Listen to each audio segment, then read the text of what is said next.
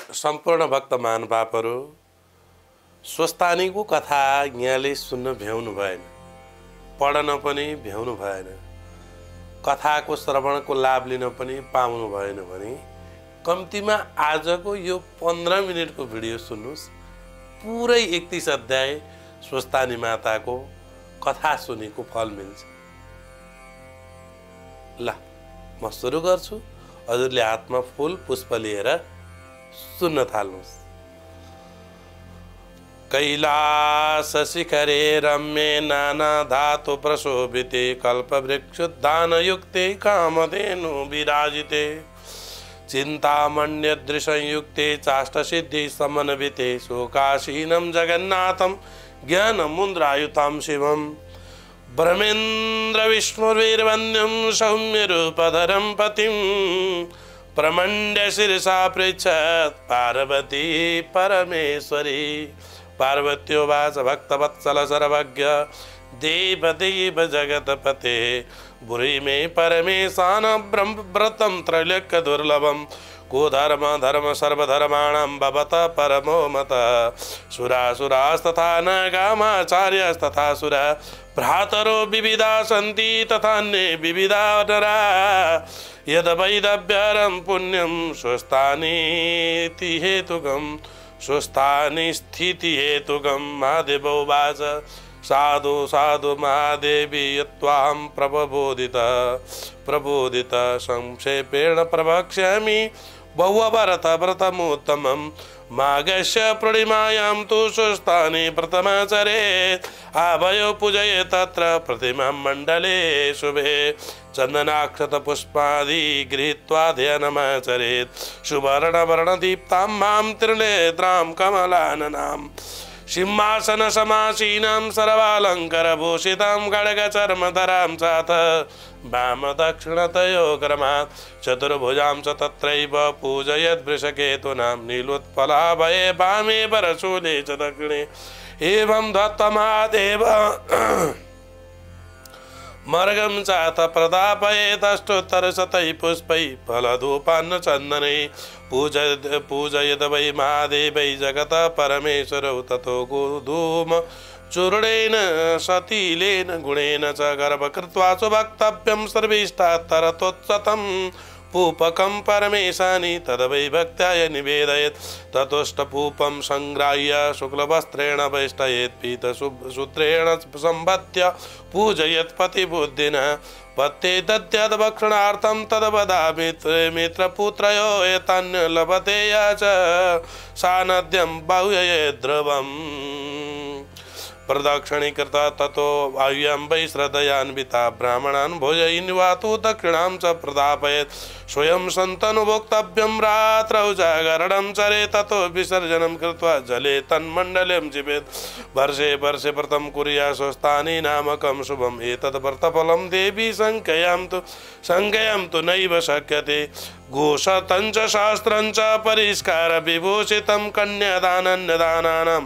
बारी बाजी बारण कोटिशः वस्त्र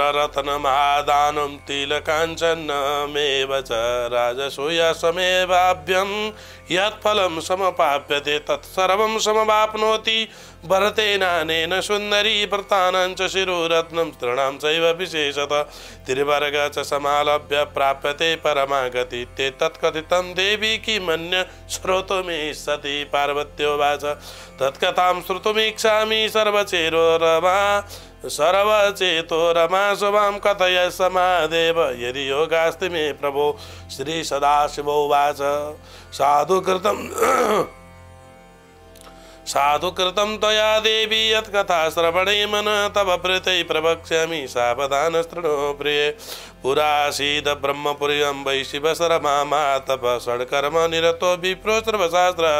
तपारग पूर्वजन्म विपाकेन न लभेत् सन्तति द्विज तस्य पत्नी सती नाम्नी नित्यं वा पतिदेवता विषण्णा ह्याति दुःखेन पृच्छति ब्राह्मणी पतिमा जन्म पापिनी क्वां न जाने किं मया कृतं पुत्र पुत्री न मे किंचित वृथा जन्म गता मम भार्य वचनमाकर्ण्य पति स्वास्थ्यं न प्राप एतस्मिन् अंतरे काले जाया मृत्यो समकृत तस्य पुण्यप्रभावेण तत्रैका गौ समागता गवातयो क्रतुस्तस्तु गोमयं वै समुञ्जितं समुत्पन्ना ततो दृष्ट्वा कन्या रूपवती शुभा सर्वलक्षण सम्पूर्णा परवत्यंगा परपत्यंगा कृता च साधनधान्यत सम्पूर्णा लक्ष्मीवत् प्राप्य वां द्विजः चकार शंखवाद्यादि मृदंगाह्लादमुत्सवं ददौ नाम यथा न्यायं गोमाया भट्टिनाति स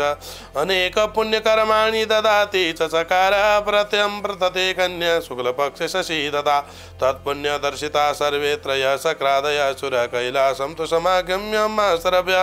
मां सर्वज्ञाप्य तदवत भयं च मया दत्तं गच्छ शक्र तथा सुखं शक्रं स्वस्थानमायातो मया ज्ञाप्तो विचक्षण तत्काले अम्मा देवी बभ्राम बुडिमण्डले कपिलवेशो भिक्षार्थं तद्विप्रद्वारमागत डम्बरो बाधयित्वा च ययाचे विप्रमन्दिरे तस्मिन्नन्तरे काले सा कन्या गर्भगौरव तस्य शब्दं न शुश्राव कुसुमै क्रीडति स्थिता श्रुत्वा माता तु तत्शब्दं शीघ्रं कन्यां जगाद दीयतां तत्करे पुत्री राशिन् रत्नस्य विद्यते मातृवचनमाकर्ण्य भिक्षं धृत्वा क्रतो द्विजा भिक्षुरुवाच भिक्षुरूपकृतयुक्त शापं तस्यै ददौ तदा अभिक्ष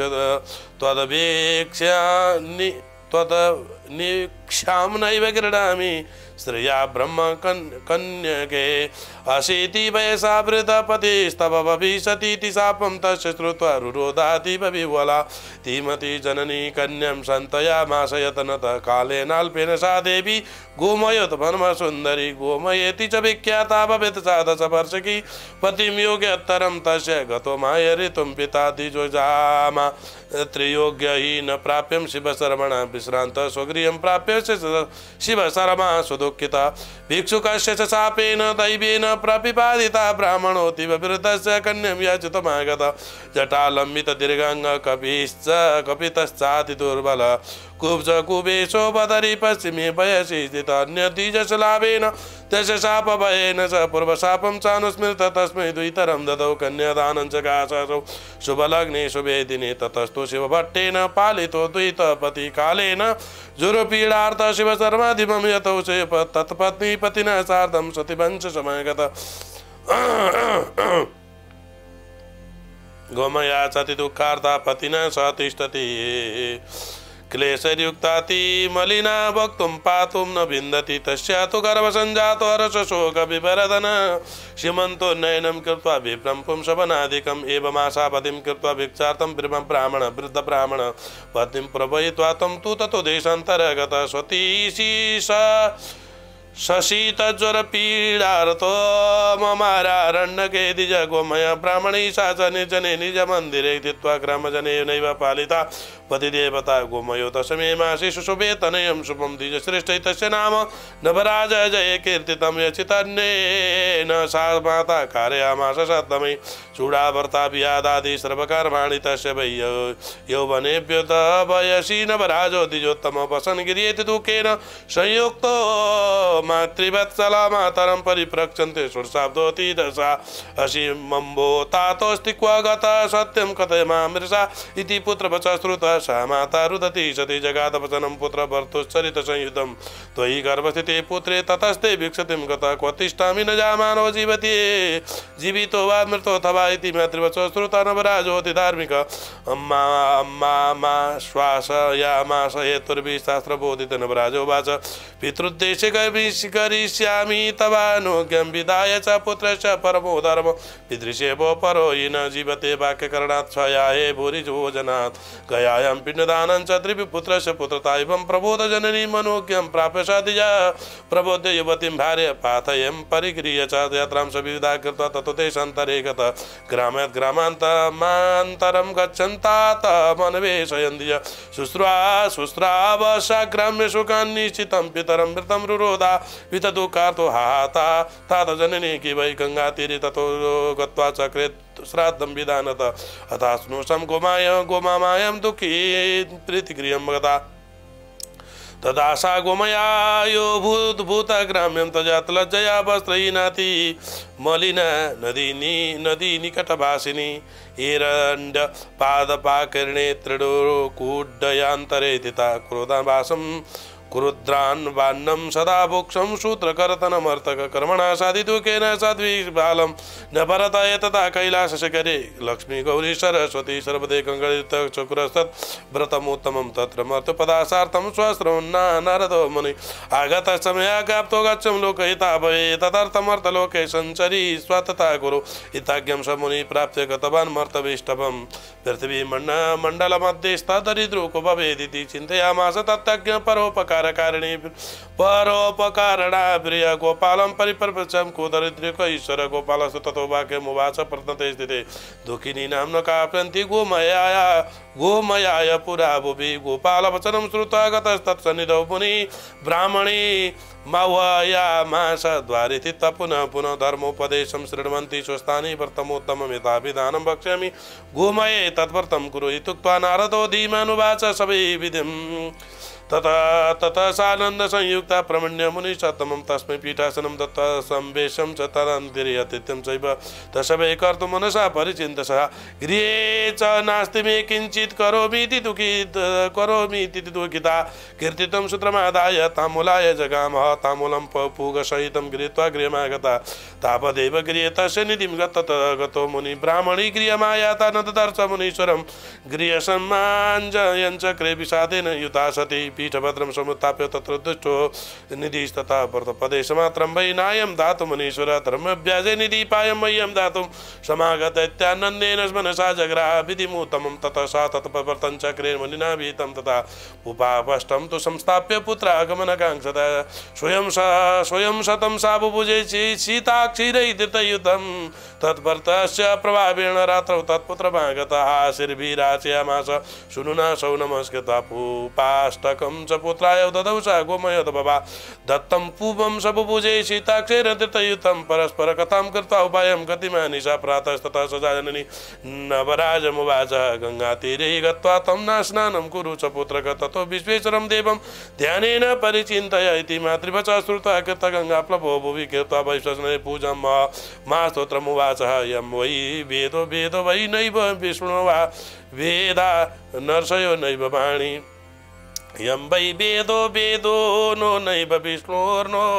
वा वेदा नर्षयो नैव वाणी तं देवेशस्मा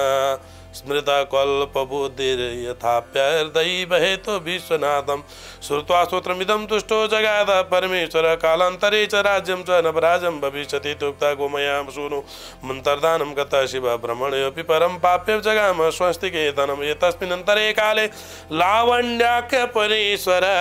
मार्तिकालवशेनैव राजा पुत्रादिवर्जितः तस्मिन् देशे गजेन्द्रेण कश्चित् राजा विधीयते इति श्रुता देवदेवी सदागता लोकपङ्क्तय वस्त्रालङ्कार सम्पूर्णा नाना शोभन समन्विता स्थिता लावण्यपायस्तु राज्य लोभेन वैनरा गोमया स्वपितो लोभेन सपुत्र स्वगृहं ययो सपुत्रा लज्जया स वै सन्तस्तो गृहणोत्तर सलज्जं शृणुकुम्भञ्च गृहीत्वा राजमार्गतः तेषु तिष्ठे सर्वेषु तिष्ठन्तु गजेन्द्रोन्वेषय कारणं गृहो कोपगण शोभै नवराजस्मै समाकृतः स्नापितः स्थजलेनैव स्वस्कन्धे स्थापितस्तथा राजगृहं नीतिस्तदोलया तत्पुरुषोरपि पुरोहितादयं चक्रुः सर्वे तस्य विशेषणं वीणा मृदङ्गपटा शङ्खधुन्दुमिविनिशलज्जापुष्टि दिव्यसुन्दरयुक्ते प्राप्य महोत्सवम्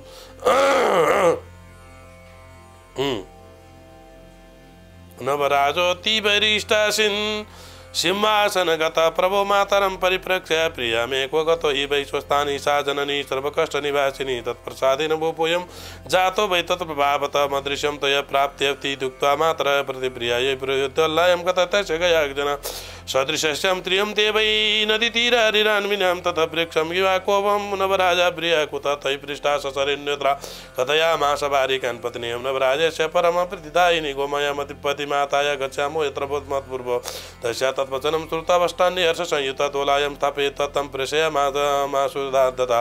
तैर्भारवागैशरवैतोलानीता नदी तटे अप्सरोऽपि कृतं तत्तदृशते प्रतोत्तमं तदृष्ट्वा भारिवाका सर्वैतामाश्वासगतस्तथा तत्राप्सरो गणैः सर्वे स्वस्थानि प्रथमामित्रं भारिका उवाच भूभूतिभिकिमेतवत् क्रियते प्रथमोपतमस्रोवाच अप्सस्वस्थानि प्रथमेतद्भिः सर्वकामफलप्रदम् एतद्वर्तप्रभावेण सर्वलोकमय्यते इति श्रुता भारिकास्ते पुष्पादि निप्रवाच वै अप्सरोऽपि सैव भात्रा स्वस्तान्यश्चक्रिते व्रतं पुनस्तत्र यत्र सा भोगिनी स्थिता ततोऽतीव प्रपुरासीद् सिद्धिलम्येन चा प्रिया सा पूपितकलान् दृष्ट्वा भारवाहन्मुतान् विधान् सपुष्पफलस्ताब्जास्तानातान् पापिनी वधू भारवा विलम्बो यीष्वं क्रियते कुत इति श्रुता भारवा विज्ञप्तिं चक्रिरे मुदा अप्सरो विगतं चैव नानाकामप्रदं सुमं स्वस्तान्यस्य व्रतं कृष्ट्वा न श्रद्धा समजायत फलाभिलाषिभिश्चैव स्रस्माभिरपि तत्कृतं भवतार्थपुष्पं पुष्पफलं समानीतं गिर्याणि भो यतच त्वया बहुकरा वाक्यं करद्दाति वदत्तदा स्वस्थानिका मयाद्यापि वेदे लोकेन चाश्रुता इति वज्रसमं वाक्यमुक्ता सा पापिनी तथा तद्दया पुष्पफलोक्तेन चक्रे सा फललेरुषा तस्या तत्कर्मतोलायं दृष्ट्वा संस्थाप्य पापिनीं निर्गुमार्गेण त्वरया भारवाभयान्विता अथ तन्यसमायाता तल्पया सुमगी नदी ते त्वां पापिनी नित्यनुदिं तत्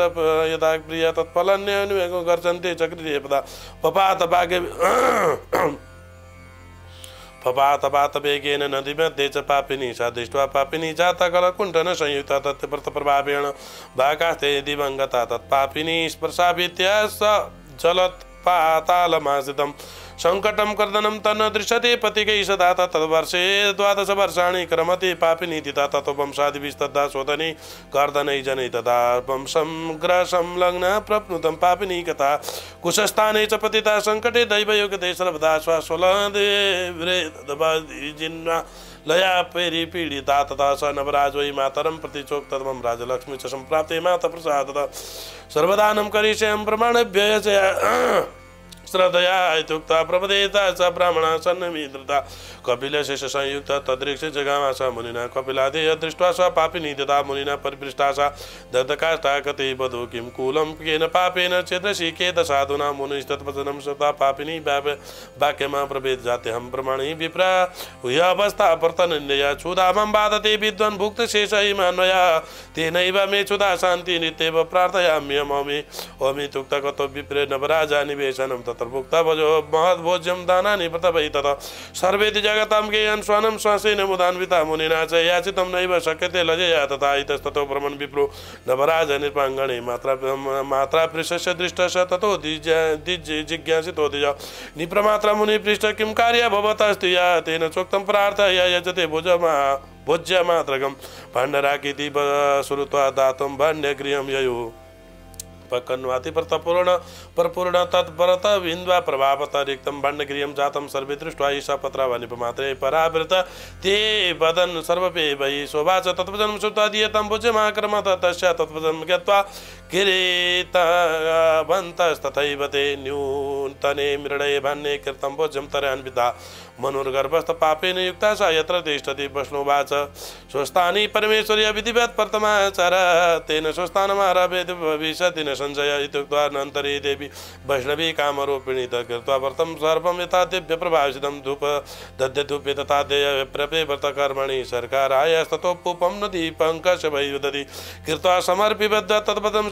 सत्यतां गतम् अपो अष्टपूर्णं सूत्रादि नमस्कृत पुनः पुनः नद्यां क्षिप्तं तथा शीघ्रं तत्स्पर्श प्राप्य नागिनी अष्टोत्तरशतं वर्ष पुरुषेण विभरित नागेन मिलिता